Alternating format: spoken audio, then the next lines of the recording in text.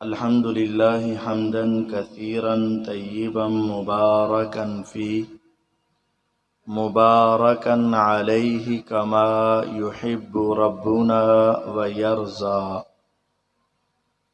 الحمد لله الذي لم يتخذ ولدا ولم يكن له شريك في الملك ولم يكن له ولي من الذل وكبره تكبيرا. الحمد لله الذي هدانا لهذا وما كنا لنهتدي لولا أن هدانا الله. اللهم صل على محمد وعلى آل محمد كما صليت على إبراهيم وعلى آل إبراهيم إنك حميد مجيد. اللهم بارك على محمد وعلى آل محمد كما باركت على إبراهيم وعلى آل إبراهيم إنك حميد مجيد. أعوذ بالله من الشيطان الرجيم. بسم الله الرحمن الرحيم. إنما يريد الله ليذهب عنكم الرجس أهل البيت ويطهركم تطهيرا. معزز سامعین کرام، اللہ رب العزت نے ہمارے نبی محمد صلی اللہ علیہ وسلم کو جس طرح تمام انبیاء سے اعلیٰ اور افضل بنایا، اسی طرح آپ کے صحابہ اور اہل بیت کو بھی پہلی امتوں کے تمام مومنین سے اعلیٰ اور افضل بنایا ہے۔ رسول اللہ صلی اللہ علیہ وسلم کی تعلیمات کے مطابق صحابہ اور اہل بیت کا دفاع کرنا ہماری ایمانی ذمہ داری ہے۔ جو شخص صحابہ اور اہل بیت کی محبت کے اندر ان کا دفاع کرے گا، وہ دنیا اور آخرت میں کامیاب و کامران ہوگا، اور جو ان کے بارے میں نازیبا کلمات کہے گا وہ دنیا اور آخرت میں ذلیل و رسوا ہوگا۔ قرآن مجید فرقان حمید میں اللہ رب العزت نے اہل بیت کا ذکر کیا اور ارشاد فرمایا، انما یرید اللہ لیذہب عنکم الرجس اہل البیت، اے اہل بیت، اللہ تعالیٰ تم سے ہر قسم کی گندگی کو دور کرنا چاہتے ہیں، وَيُطَهِّرَكُمْ تَطْهِيرًا، اور تمہیں خوب پاک اور صاف کرنا چاہتے ہیں۔ سب سے پہلے یہ بات سمجھ لی جائے کہ اہل البیت کسے کہتے ہیں۔ اہل ایک لفظ ہے اور بیت دوسرا لفظ ہے۔ اہل کا معنی ہوتا ہے والے اور بیت کا معنی ہے گھر، اور ان دونوں کے درمیان میں ایک ہے الف لام، اس کا معنی ہے خاص۔ اہل البیت خاص گھر والے۔ آپ سب بھی گھر والے ہیں، میں بھی گھر والا ہوں، لیکن ہمارے گھر عام گھر ہیں، آپ عام گھروں والے ہو، لیکن یہاں اہل البیت خاص گھر والے۔ اہل البیت سے مراد جناب محمد الرسول اللہ صلی اللہ علیہ وسلم کی تمام بیویاں بھی ہیں۔ اہل البیت سے مراد آپ کی 4 بیٹیاں بھی ہیں۔ اہل البیت سے مراد آپ کے 3 بیٹے بھی ہیں۔ اہل البیت سے مراد آپ کے چچا عباس رضی اللہ عنہ بھی ہیں، اور ان کی آخر تک تمام مسلمان اولاد بھی ہے۔ اہل البیت سے مراد آپ کے چچا کے بیٹے علی المرتضیٰ رضی اللہ عنہ بھی ہیں، اور ان کی تمام اولاد بھی۔ حضرت اہل البیت سے مراد حضرت جعفر طیار بھی ہیں، اور ان کی تمام اولاد بھی۔ اہل البیت سے مراد ان کے تیسرے بھائی عقیل بھی ہیں اور ان کی تمام اولاد بھی۔ ان تمام افراد کو اہل البیت کہا جاتا ہے۔ اور اہل البیت کی فضیلت کے بارے میں ایک حدیث سماعت فرمائیے۔ رسول اللہ صلی اللہ علیہ وسلم حجۃ الوداع کر کے واپس آ رہے تھے، راستے میں آپ نے ارشاد فرمایا، ایھا الناس انما انا بشر، لوگو سنو میں ایک انسان ہوں، یوشک ان یاتینی رسول ربی فاجیب، قریب ہے کہ میرے رب کا پیغام لانے والا موت کا فرشتہ آئے اور میں اس کی بات پہ لبیک کہتا ہوا اس دنیا سے چلا جاؤں اور میں تم سے جدا ہو جاؤں، لیکن یاد رکھو وَأَنَا تَارِكٌ فِيكُمُ الثَّقَلَيْنِ، میں تمہارے اندر دو بڑی وزنی چیزیں چھوڑ کر جا رہا ہوں، لَن تَضِلُّوا مَا تَمَسَّكْتُم بِهِمَا، جب تک تم ان دونوں کو مضبوطی سے تھام لو گے، ان کو مضبوطی سے پکڑ لو گے، ان کے ساتھ چمٹ جاؤ گے، کبھی تم گمراہ نہیں ہو سکتے۔ طوفان آئیں، آندیاں آئیں، حالات کتنے بگڑ جائیں، کتنے ہی لوگوں کے لیے فتنوں کا نمودار ہونا ہو، لیکن یاد رکھنا اگر تم نے میری نصیحت کو مان لیا، ایک اللہ کے کتاب کو پکڑا، ایک اللہ کے قرآن کو پکڑا، دوسرے میرے اہل بیت کو پکڑ لیا، اگر تم نے دونوں سے چمٹنے کا رشتہ استوار کیا، پھر کبھی تم گمراہ نہیں ہوگے۔ ایک اللہ کا قرآن ہے، فیہ الہدی والنور، اس میں ہدایت ہے، اس میں روشنی ہے، فخذوا بہ وتمسکوا، اس کو پکڑو اور مضبوطی سے پکڑو۔ پھر آپ نے کہا قرآن کو اپنا اوڑھنا بچھونا بنا لو۔ پھر آپ نے کہا دوسری بھاری چیز میرے اہل بیت ہیں، جو ان کے ساتھ چمٹ گیا، جو ان کے ساتھ مل گیا، جس کا عقیدہ، جس کا نظریہ، جس کی سوچ، جس کی فکر، جس کے سارے معاملات اہل بیت جیسے ہوئے، میں محمد صلی اللہ علیہ وسلم اس کو گارنٹی دیتا ہوں کہ وہ کبھی گمراہ نہیں ہو سکے گا۔ آج ہم نے دیکھنا یہ ہے، اہل بیت کو بھی ماننا ہے، اہل بیت کی بھی ماننی ہے۔ بعض لوگ اہل بیت کا نعرہ تو لگاتے ہیں لیکن ادھورے اہل بیت کو ماننے والے ہیں، آدھے اہل بیت کو ماننے والے ہیں، وہ بھی گمراہی کے اوپر ہیں۔ بعض لوگ اہل بیت کا نام تو لیتے ہیں لیکن ان کی بات کو تسلیم نہیں کرتے، وہ بھی گمراہی کے اوپر ہیں۔ ہدایت کا رستہ قرآن کا رستہ ہے، ہدایت کا رستہ اہل بیت کا رستہ ہے۔ آئیے پہلی بات یہ ہے، جناب محمد الرسول اللہ صلی اللہ علیہ وسلم کی ساری بیویاں اہل بیت ہیں۔ جو کسی ایک بیوی کو بھی اہل بیت سے نہ مانے وہ انسان ہدایت پہ نہیں آ سکتا۔ جو پیغمبر علیہ السلام کی بیویوں کو اہل بیت سے خارج سمجھے وہ کبھی ہدایت پہ نہیں آ سکتا۔ میرے آقا کی ساری بیویاں اہل بیت ہیں۔ قرآن مجید فرقان حمید 22واں پارہ پہلا صفحہ 3 آیت میں رب العزت نے ساری بیویوں کو اہل بیت میں شامل کیا ہے۔ جو انسان اہل بیت میں بیویاں نہیں مانتا وہ انسان سیدھے راستے پہ نہیں ہے۔ اہل بیت میں تمام ازواج مطہرات شامل ہیں۔ اب اہل بیت کو بھی ماننا ہے، اہل بیت کی بھی ماننی ہے۔ اہل بیت میں سے 2 بیویوں کا تذکرہ آپ کے سامنے میرے پیغمبر علیہ السلام کبھی بھی سیدہ خدیجہ رضی اللہ عنہا کو بھولا نہیں کرتے تھے۔ ایک مرتبہ کہہ دیا امی عائشہ رضی اللہ عنہا نے، آقا کیا بات ہے، آپ ایک بوڑھی عورت کا یہ تذکرہ بڑا کرتے ہیں، اس کے تو رخسار بھی پیلے ہو چکے تھے اور ہم آپ کے پاس کمواری آئی ہیں، لیکن آپ نے اس کے ساتھ جب نکاح کیا تھا وہ تو شادی شدہ عورت تھی، آپ تب بھی اس کو یاد کرتے ہیں۔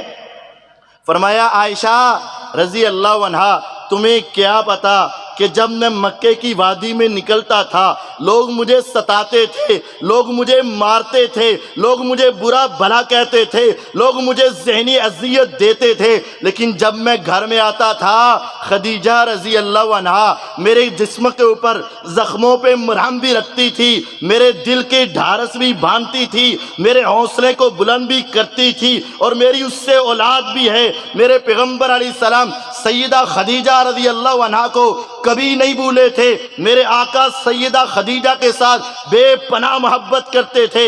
ایک روز ایسا بھی ہوا آقا باہر سے آئے، امی خدیجہ رضی اللہ عنہا آپ کے لیے کھانے کا انتظام کرنے کے لیے کہیں باہر گئیں، آسمان سے وحی آئی، اے پیغمبر علیہ السلام میں جبریل علیہ السلام کو آسمان کے رب نے زمین پہ بھیجا ہے اور کہا جاؤ نبی علیہ السلام سے کہہ دو ابھی خدیجہ رضی اللہ عنہا آپ کے لیے کھانا لے کر آئیں گی، ان کو دو باتیں کہنا، ایک پہلی بات یہ ہے کہہ دینا آسمان والا رب خدیجہ تیری اس خدمت کی وجہ سے، اس عمل کی وجہ سے اللہ تمہیں سلام کہتا ہے، اور دوسری بات یہ کہہ دینا وَبَشِّرْهُ بِالْجَنَّةِ اس کو جنت کی خوشخبری دے دینا، جنت میں ان کا محل ایک موتی کا محل ہوگا جس میں کوئی تھکاوٹ نہیں، جس کے اندر کوئی اکتاہٹ نہیں، جس کے اندر کوئی شور و غوغا نہیں، اور اس کے اندر بیٹھ کے آپ ساری جنت کا نظارہ کرو گی، لیکن باہر سے جنت اندر والے حصے کی نظر نہیں آتی۔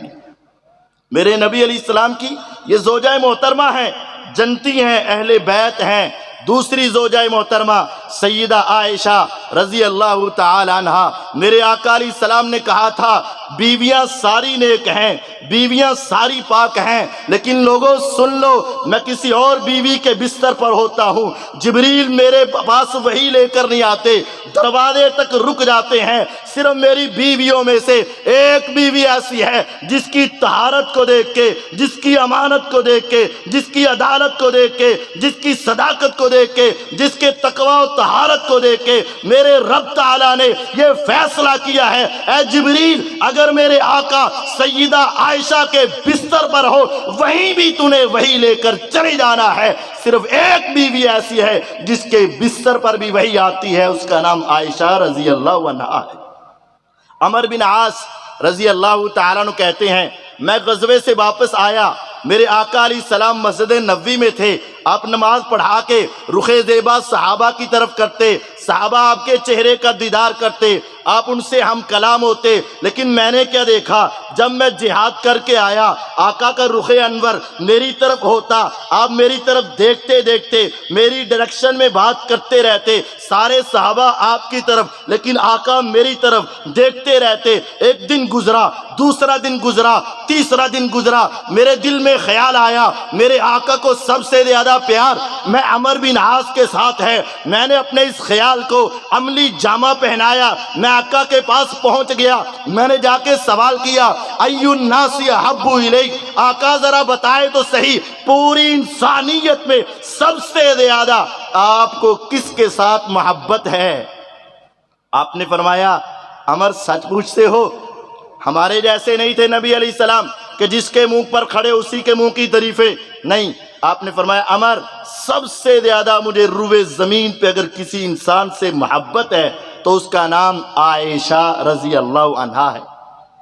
عمر رضی اللہ کے دل میں خیال آیا یہ تو عورت کی بات ہے، شاید مردوں کی بات پوچھوں تو میرا نام آ جائے، کہنے لگے اے پیغمبر علیہ السلام نہیں نہیں میرا سوال من الرجال مردوں کے بارے میں ہے۔ آپ نے فرمایا عمر تیرا مقام، تیرا مرتبہ، تیری عزت، تیری بلندی اپنی جگہ پہ، لیکن محمد صلی اللہ علیہ وسلم کبھی جھوٹ نہیں بولتے، اگر پوچھتا ہے مردوں میں سب سے زیادہ نبی کے دل میں کس کی محبت ہے؟ ابوہا عائشہ کے والد سیدنا ابو بکر صدیق رضی اللہ عنہ کے ساتھ محبت ہے۔ میرے آقا کے سامنے آپ کی بیٹیاں بھی ہیں، میرے آقا کے سامنے حیدر کرار بھی ہے، میرے آقا کے سامنے آپ کے پھول بھی ہیں، لیکن آپ سے جب پوچھا گیا سب سے زیادہ پیار کس کے ساتھ ہے، آپ نے فرمایا عائشہ کے ساتھ ہے۔ پوچھا گیا مردوں میں کس کے ساتھ ہے، میرے آقا نے کہا ابو بکر صدیق رضی اللہ عنہ کے ساتھ۔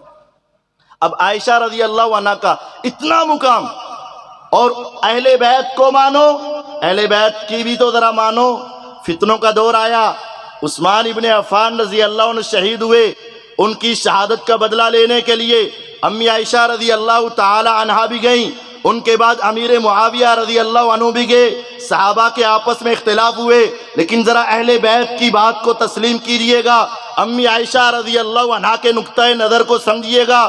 انہوں نے کہا لوگو میں نے فتنے کے اندر امیر معاویہ رضی اللہ عنہ کی ایسی فقاہت کو دیکھا، ایسے ان کے اعمال کو دیکھا، ایسے ان کے فیصلوں کو دیکھا، میں عائشہ اپنے رب سے دعا کرتی ہوں اللہ میری جو عمر باقی ہے کاش کہ میری وہ باقی عمر حضرت امیر معاویہ کو لگ جائے تاکہ اسلام کا پھریرا دنیا کے کناروں تک پہنچائے۔ امی عائشہ اہل بیت کو بھی مان، اہل بیت کی بھی مان، وہ کہتے ہیں کاش کہ میری عمر بھی امیر معاویہ کو لگ جائے رضی اللہ عنہ۔ اگر تم اہل بیت کو ماننے والے ہو، اہل بیت کی اس بات کو بھی تسلیم کرو۔ آگے چلیے، اہل بیت کے اندر حضرت علی المرتضیٰ رضی اللہ تعالیٰ عنہ بھی نمایاں مقام رکھتے ہیں۔ میرے آقا علیہ السلام نے ان کے بارے میں بھی بے شمار فضائل بیان کیے، لیکن وہ بات سب سے بڑھ کر ہے، میرے آقا علیہ السلام نے کہا تھا کل میں اس کے ہاتھ میں جھنڈا دوں گا جس کے ہاتھ پہ میرا رب فتح دے گا، اور میں تمہیں گارنٹی دیتا ہوں اس کے دل میں اللہ اور اس کے رسول کی سچی محبت ہے، اور یہ محبت یک طرفہ نہیں ہے، اللہ تعالیٰ بھی اس سے محبت کرتے ہیں، رسول اللہ صلی اللہ علیہ وسلم بھی اس سے سچی محبت کرتے ہیں۔ صحابہ کہتے ہیں ہم نے ساری رات سوچتے ہوئے گزاری، ارے یہ مقام کل کس کو ملے گا؟ خیبر کی جنگ کا موقع ہے، صبح کی طلوع ہوتی ہے، صبح کا آغاز ہوتا ہے، دن چڑھتا ہے، نبی علیہ السلام مسجد میں تشریف لاتے ہیں، صحابہ سامنے بیٹھے ہیں، نماز پڑھنے کے بعد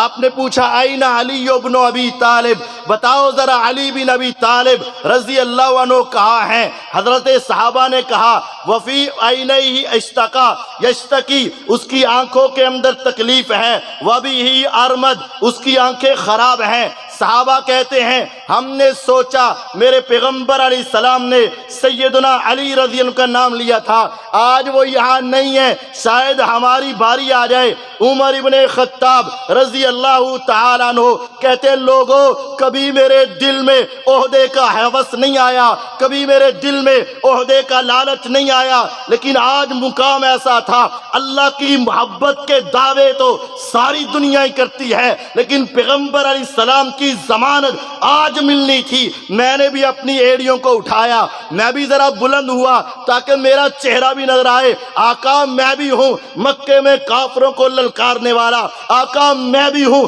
منافقین کی گردنوں کو اڑانے کا مطالبہ کرنے والا، لیکن آپ نے میرے چہرے کو دیکھنے کے باوجود پھر پوچھا علی رضی اللہ عنہ کہاں ہے؟ ہم نے کہا بیمار ہیں، فرمایا لایا جائے۔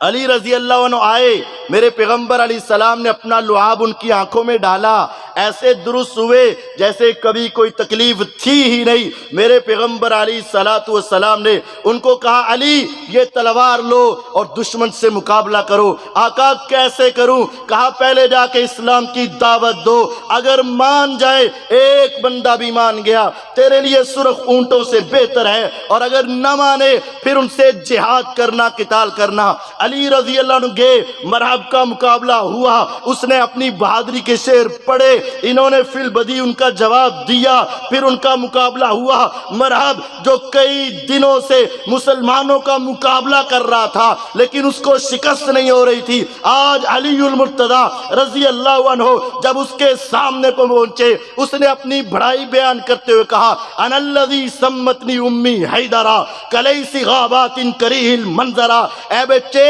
ذرا واپس جا، تجھے پتا نہیں میں مرحب ہوں، پوری دنیا جانتی ہے میری ماں نے میرا نام مرحب رکھا ہے، کلیسی غابات کریہ المنظرا، جب میں اپنے لباس کو پہن لیتا ہوں۔ وہ کہنے لگا، مرحب کہنے لگا قد علمت خیبر انی مرحب شاکی سلاحی بطل مجرب، پورا خیبر جانتا ہے کہ میرا نام مرحب ہے، شاکی سلاحی میں اسلحہ پہن لیتا ہوں، بطل مجرب پھر میں بڑا تجربہ کار بہادر ہوتا ہوں۔ اس کے جواب میں علی رضی اللہ عنہ کہتے ہیں انا الذی سمتنی امی حیدرہ، میری ماں نے میرا نام حیدر کرار رکھا ہے، کلیسی غابات کریہ المنظرہ، جب میں دشمن کے لیے نکلتا ہوں تو ایسے ہی ہوتا ہے جیسے شیر اپنی کھچار سے نکل کر دشمن پہ حملہ کرتا ہے۔ اشعار کا تبادلہ ہوا، حیدر کرار کی تلوار چلی، مرحب کو قتل کیا، نعرہ تکبیر بلند کیا، دشمنوں کے حوصلے پست ہوئے، مسلمانوں کو فتح ملی، میرے آقا کی نبوت کی دلیل سچی ثابت ہوئی، کل اللہ اس کے ہاتھ پہ فتح دے گا۔ حضرت علی رضی اللہ عنہ حیدر کرار تھے، میرے آقا کو ان پہ بڑا یقین اور اعتماد تھا، میرے پیغمبر علیہ السلام کی محبت ان کے رگ و ریشے میں موجود تھی، اللہ تعالیٰ بھی ان سے پیار کرتے تھے اور یہ بھی اپنے اللہ کے ساتھ تعلق رکھنے والے، محبت کرنے والے تھے۔ اگر تم اہل بیت کا نام لیتے ہو، اہل بیت کی اس فضیلت کو مانتے ہو، پھر اہل بیت کے کلام کو بھی تو مانو نا۔ حضرت علی المرتضیٰ رضی اللہ عنہ نے حضرت ابوبکر صدیق کے بارے میں کیا کہا تھا، علی المرتضیٰ رضی اللہ عنہ نے عمر فاروق کے بارے میں کیا کہا تھا، علی المرتضیٰ رضی اللہ عنہ نے حسنین کو اپنے کام کے اوپر کس کام پہ لگایا تھا، ذرا یہ بات بھی تو سمجھنے والی ہے۔ علی المرتضیٰ رضی اللہ عنہ نے کہا تھا ابو بکر اللہ کی قسم میں یہ سمجھتا ہوں جس زمین پہ تو ہو تیرے علاوہ کوئی دنیا میں خلیفہ بن نہیں سکتا، اگر تو علی المرتضیٰ کو مانتا ہے پھر ابو بکر کی خلافت کو ماننا پڑے گا۔ علی المرتضیٰ رضی اللہ عنہ نے کہا تھا اے عمر جب آپ اس دنیا سے گئے میرا جی یہ چاہتا تھا کاش میں روز قیامت اپنے رب کے سامنے جاؤں، کھڑا علی ہو، روز نامہ اور میرا نامہ اعمال اس عمر کا کھل جائے، عمر کے نامہ اعمال کے اوپر علی کو اتنا یقین تھا کاش کہ حضرت عمر کا نامہ اعمال علی کے نامہ اعمال جیسا ہو جائے۔ حضرت عثمان رضی اللہ عنہ کو جب گھیراؤ کیا گیا، آپ نے اپنے بیٹے حسن کو اٹھایا، اپنے بیٹے حسین کو اٹھایا، کہا ان کے دروازے پہ جا کے پہرے دے کے آنا۔ حضرت حسن گئے، پہرا دیا، ظالموں نے اتنا مارا کہ وہ بے ہوش ہو کے گر پڑے۔ تابعین کہتے ہیں ہم نے اپنے ہاتھوں پہ ان کو اٹھا کر گھر میں پہنچایا تھا۔ اگر تو علی کے ماننے والے ہو پھر یہ بات بھی ماننی پڑے گی۔ اٹھاؤ مصنف ابن ابی شیبہ کتاب الجمل ہے، اس کے آخر میں علی المرتضیٰ رضی اللہ تعالیٰ عنہ جب جنگ صفین سے واپس آئے انہوں نے کیا کہا، ایھا الناس لا تکرہوا امارت معاویہ، لوگو معاویہ کی امارت کو ناپسند نہ کرنا، اللہ کی قسم اگر معاویہ اس دنیا سے چلے گئے میں دیکھ رہا ہوں تمہاری گردنیں تمہارے جسموں سے ایسے توڑ دی جائیں گی جیسے تمے کے پھل کو، تمے کی چیز کو اس کے درخت سے اتار دیا جاتا ہے۔ اس کا مطلب یہ تھا جب تک معاویہ موجود ہے اسلام موجود ہے، جب تک معاویہ موجود ہے تمہاری جسموں کے اندر جان موجود ہے، جب تک معاویہ موجود ہے تب تک تم موجود ہو، اگر معاویہ چلے گئے تب تک تمہاری جانیں بھی چلی جائیں گی۔ اگر آپ حضرت علی کے ماننے والے ہو، علی کے ماننے والوں کو ابو بکر کو ماننا پڑے گا، علی کے ماننے والوں کو عمر کو ماننا پڑے گا، علی کے ماننے والوں کو سیدنا عثمان کو ماننا پڑے گا، علی رضی اللہ عنہ کے ماننے والوں کو حضرت امیر معاویہ رضی اللہ عنہ کو ماننا پڑے گا۔ اگر اہل بیت کو مانتے ہو تو اہل بیت کی بھی بات ماننی پڑے گی۔ آپ کے اہل بیت میں حضرت حسن رضی اللہ تعالی عنہ بھی ہیں۔ حضرت حسن رضی اللہ تعالی عنہ میرے پیغمبر علیہ الصلوۃ والسلام ان کو اپنے اس ران پہ بٹھاتے، حضرت حسین رضی اللہ عنہ کو اپنی اس ران پہ بٹھاتے، میرے آقا ان سے بڑا پیار کرتے۔ آپ فرمایا کرتے ہما ریحانتایا فی الدنیا والآخرہ، یہ دونوں میرے پھول ہیں دنیا میں بھی آخرت میں بھی۔ جس طرح انسان پھول سے خوشبو لیتا ہے میرے آقا ان کو چوما کرتے، میرے آقا ان کو سونگا کرتے۔ اگر یوسف علیہ السلام کی قمیض کی خوشبو والد کو یعقوب علیہ السلام کو آ سکتی ہے، حسن و حسین رضی اللہ عنہما سے بھی خوشبو میرے آقا کو آ سکتی ہے۔ میرے آقا کہا کرتے تھے میرے یہ پھول ہیں، اور میرے نبی علیہ السلام نے پھر اللہ سے ایک دعا کی، اللہم انی احبہما فاحبہما، اے میرے اللہ تجھے پتہ ہے نا مجھے سیدنا حسن سے بڑا پیار ہے، مجھے سیدنا حسین سے بڑا پیار ہے، اے اللہ میں ان سے محبت کرتا ہوں، تو بھی ذرا ان کے ساتھ محبت فرما۔ صرف بات یہاں تک نہیں رہی، وَأَحِبَّ مَن يُحِبُّهُمَا، میرے آقا نے کہا اللہ دنیا کے کسی کنارے میں، کسی علاقے میں کوئی بھی مسلمان اگر ان دو ہستیوں سے محبت کرے گا، اے میرے اللہ تو ان سے بھی محبت فرما۔ اگر تم چاہتے ہو تمہارے ساتھ تمہارا رب محبت کرے، اگر تم چاہتے ہو تمہارے ساتھ تمہارے رب کی محبت کا واسطہ پڑ جائے، تو پھر تمہیں اپنے دلوں کے اندر حسنین کریمین رضی اللہ عنہما کی محبت کو رکھنا پڑے گا۔ لیکن صرف ان کی محبت کافی نہیں، ان کے ساتھ محبت بھی کرنی ہے، ان کی بات کو بھی تسلیم کرنا ہے۔ اگر تم اہل بیت کی محبت کے اندر ان کے نام کے نعرے لگاتے ہو، لبیک یا حسین کی بات کرتے ہو، تو اس سے پہلے حسن کی بات کو بھی تو دیکھا جائے۔ سیدنا حسن رضی اللہ تعالیٰ عنہ کیسی عظیم ہستی ہے۔ سیدنا حسن رضی اللہ عنہ جب خلیفہ بنے، انہوں نے اپنے ساتھ ایک بڑی فوج کو لیا، صفین کے مقام کی طرف روانہ ہوئے۔ امیر معاویہ رضی اللہ تعالیٰ عنہ آگے تھے۔ جب یہ دونوں گروہ آمنے سامنے آئے، امیر معاویہ رضی اللہ تعالیٰ عنہ نے پیغام بھیجا دو قریشیوں کے ہاتھ میں، جاؤ حضرت حسن رضی اللہ عنہ کو کہو کہ صلح کر لے۔ سیدنا حسن رضی اللہ تعالیٰ عنہ نے ان سے کہا اگر ہم صلح کرتے ہیں تو ہمارے مطالبات کو کون پورا کروائے گا؟ انہوں نے کہا ہم پورا کروائیں گے۔ اٹھاؤ صحیح بخاری کو، میرے پیغمبر علیہ السلام کی یہ بات بھی نبوت کی صداقت کی دلیل تھی۔ جب میرے آقا ایک مرتبہ خطبہ دے رہے تھے، صحابہ کے چہرے آپ کی طرف تھے، آپ کا چہرہ صحابہ کی طرف تھا، ہماتن گوش ہو کے صحابہ آپ کا خطبہ سن رہے تھے۔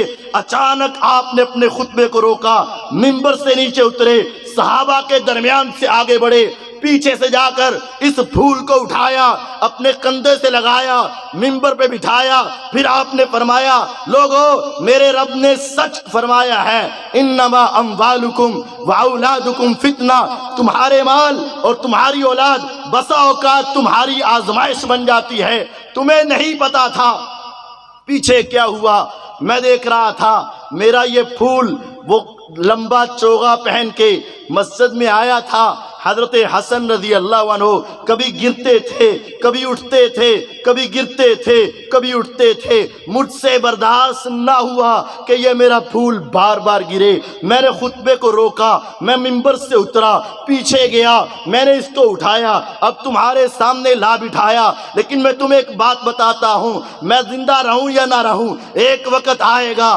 میرا یہ بیٹا بڑا ہو کے سردار بنے گا اور مسلمانوں کی دو جماعتوں کے درمیان صلح کروائے گا۔ وہی موقع آیا، ادھر حضرت حسن رضی اللہ عنہ، ادھر حضرت امیر معاویہ رضی اللہ عنہ، ان دونوں کے درمیان حضرت حسن نے امیر معاویہ رضی اللہ عنہ کے ہاتھ پہ ہاتھ رکھ کے بیعت کی بھی تھی۔